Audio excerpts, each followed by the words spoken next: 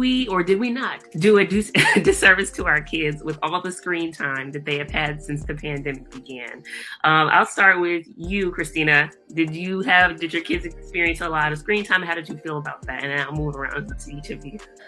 I think that screen time is a constant battle in today's society, not just because of the children, but because of the parents.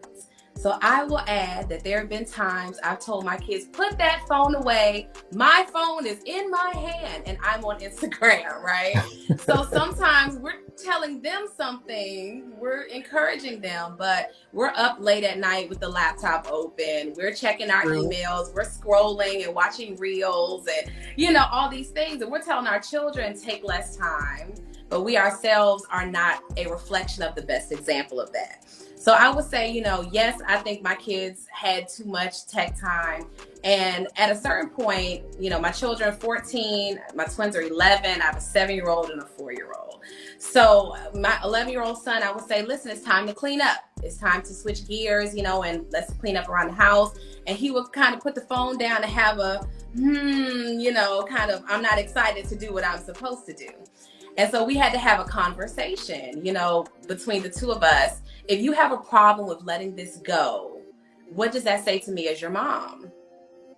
That tells me that you don't need more time. You actually need less because it's hard for you to leave it alone. And he kind of put 1 + 1 together for himself. And since we've had that conversation once or twice, I've never had to tell him, have a good attitude about cleaning the kitchen, have a good attitude about helping out around the house. So I think that when we do things with a healthy balance, that's really important. I think parents need to be better examples for our children. A lot of times we are seeing a reflection of ourselves. And I think that's the biggest bother. We all have a kid that's just like us. And it's like, ooh, and you realize that that's actually a little you looking back at you.